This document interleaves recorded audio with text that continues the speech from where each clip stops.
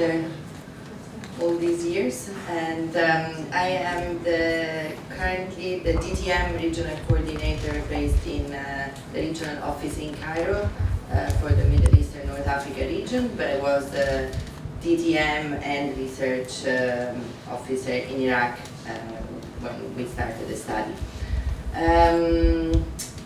My background is mainly in health and epidemiology until I joined IOM 7 years ago, and then I started working more with forced migration and internal displacement. Just a bit of a background. So the guiding principle and the durable solution work that Beth spoke about have been the background or the reference for the study. And also, just briefly, I would like to mention two studies that we did with the Brookings Institution and Elizabeth. One in Haiti in 2014 and one in the Philippines in 2014. And this ties a bit to what Elizabeth was saying about different contexts, not conflict situation, but natural disaster situation. And the study was actually, the two studies were not only the first two studies I worked on, but also used a different methodology. So there were not longitudinal studies. And as Beth says, they were cross-sectional studies, large surveys, large sample size as well, representative probabilistic studies, but they only offer a snapshot perspective. We will discuss the differences more this afternoon in the workshop. But for the time being, let's keep in mind two concepts. One is the discrimination part. So the definition of displacement is applied, or displacement is measured in relation to the population that has never been displaced before, so the lack of discrimination. And so how to account for that in the measurement of who is still displaced or who has achieved a durable solution. And the second part that also Beth mentioned, what is the yardstick to measure if an IDP has achieved some access to rights? This also has to be measured against its previous situation. So there's two dimensions. One is the discrimination with respect to those who were not displaced, and one is the comparison with their previous situation. And this ties in also very well with the work on integration, where the burden or the responsibility of integrating people, giving them some standards, cannot go beyond returning them to standards they had before. But this also has to be measured. And how do we measure these two concepts? And then also the work ties into the great work that IOM, thanks to generous contribution of PRM, is doing in Iraq on the DTM.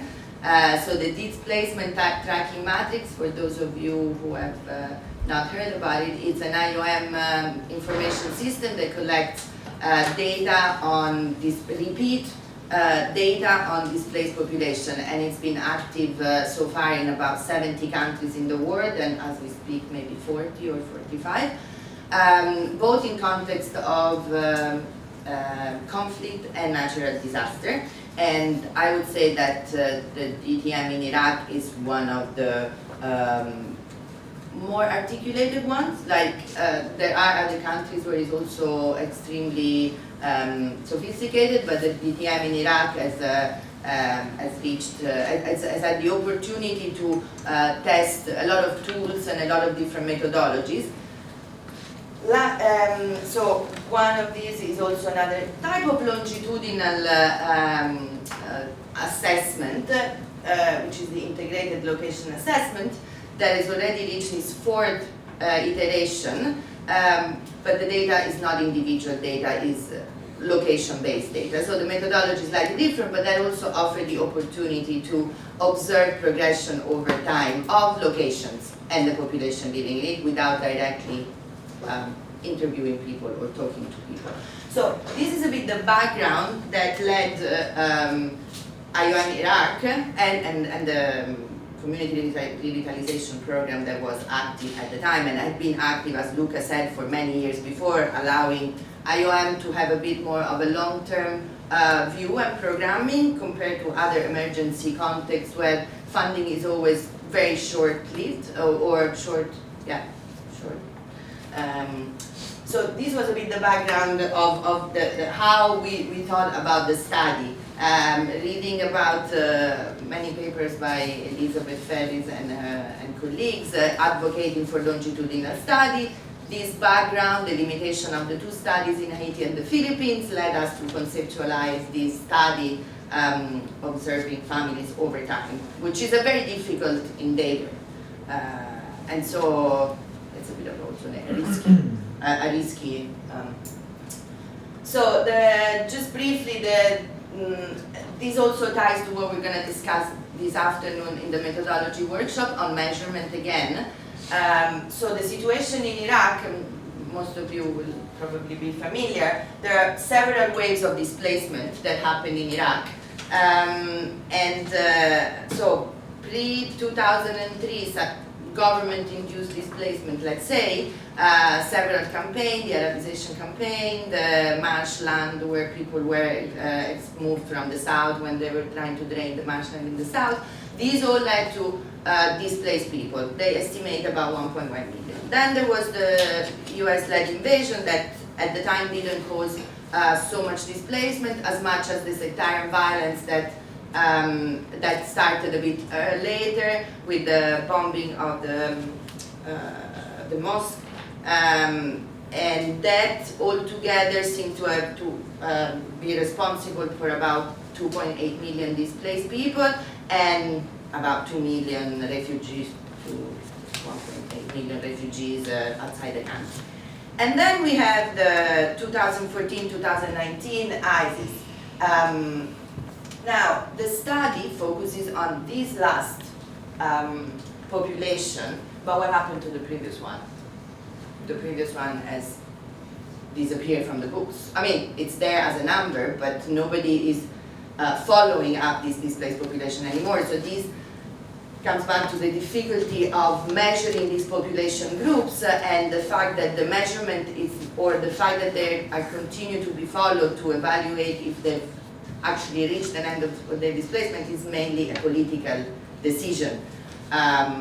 Also related to funding, but also political decision when governments want to move on and go into different phases. This is just to show you the evolution. This is thanks to DTM data. This is the evolution of displacement, and this is when we started the study. So at the moment we started the study, there were about 3.2 million IDPs. And so this was this is also DTM, and these were all the DTM figures collected every 2 weeks at the time. This is probably monthly, but so at the time there were 3.2 million IDPs, of which only 10% were in camps. So as Rochelle said, the majority of the IDPs in Iraq are hosted in communities, and this is a population that is rarely studied because it's more difficult to access. And it's dispersed in communities. So, and so one great advantage of the DTM is not just the data that they provide daily or weekly or monthly to the humanitarian community for the provision of assistance, but it's also, and I think that the DTM is progressively realizing that more and more, is the ability to use the data sampling frame for probabilistic survey. So basically it offers a list of people that can be used to draw a sample. If there was no DTM, there would be no sampling frame, and we wouldn't know where to go and find these IDPs, or we would find them through different methodologies, but it would not be representative of the entire population of reference. So this is something that DTM provides that is unique. Without DTM, there wouldn't be the possibility of doing probabilistic studies and extrapolating the findings to the general population. So all the studies that you see now are kind of assessment that describe one specific population, but not generalizable. So study population, I mentioned that, and geographic scope. Of course, we couldn't do 20,000 family samples, so we had to select governorates. What was the rationale for selecting specific or selected governorates? Sorry. A bit the diversity of the landscape, and so in particular. So these are, the four governorates are Baghdad, Sulaymaniyah, Kirkuk, and Basra. So Baghdad, we all know Baghdad, it was hosting at the time about 20% of all IDPs, so there was a big proportion of the IDPs. It was the first, so this map shows a bit where people are coming from. This is again DTM data. So these arrows show a bit the direction from to Baghdad, and these are the people that we interview. So this is kind of our sample, how it's distributed in Baghdad governorate. And Baghdad governorate is characterized by a mix of people, a mix of ethnic groups and religion groups, including Christians and Yazidis. Very high rate of movement, and it was one of the few places where people from Anbar, which was the first wave of displacement due to ISIS in Anbar in May 2014, April, May 2014. It was Anbar, so everybody fled to Baghdad. It was direct route. Sulaymaniyah is the border with Iran, so the eastern side of the Kurdistan region of Iraq. So again, this is the same map, and this is where we interview people. The place has a relative level of stability and a relatively more stable government compared to the rest of Iraq. IDPs fled there in a controlled way. They had to have a sponsor to get there. The context was a bit more quiet and stable. Kirkuk is a contested. The border of the governorate are contested. It's home of a lot of oil fields in Iraq, and that's the reason why it's contested.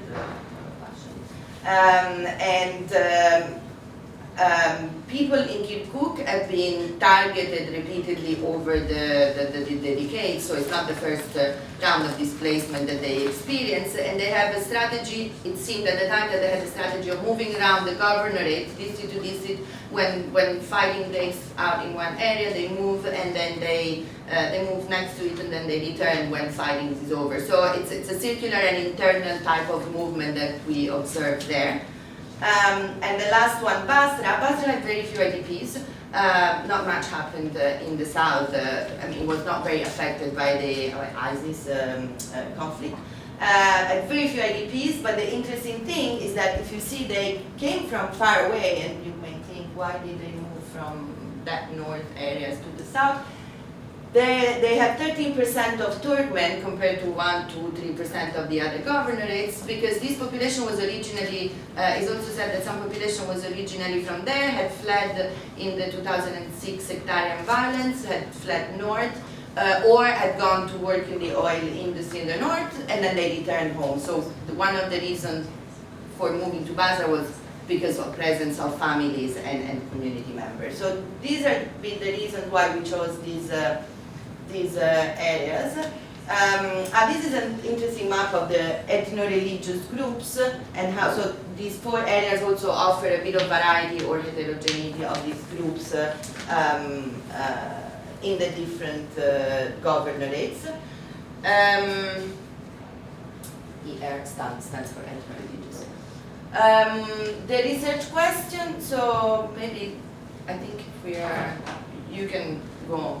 Yes, so I think and this is a questionnaire. You go into the questionnaire as well a bit. Okay, so I think I can stop here. The social.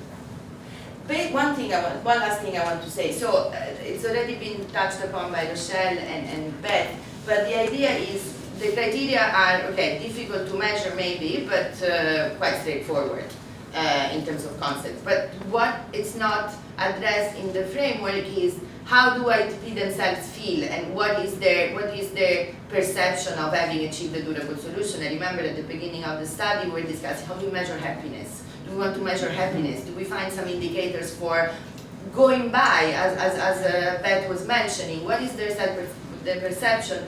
Because there are data, the data now show, for example, that some have returned and they still feel IDPs, but some have stayed and they don't feel displaced anymore. So there's something that we're not catching.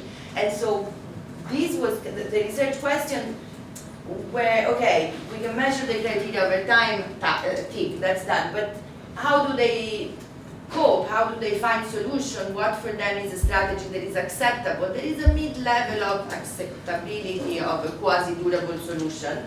And so for this reason, in addition to the household questionnaire, in addition to 8 chapters on the 8 criteria, we've also have tested over the 5 rounds several indicators of this to measure this well-being or partially achieved well-being. We started with the World Bank social capital criteria because these are factors that are used by, these are indicators that are used by the World Bank to measure integration or some feeling of stability somehow.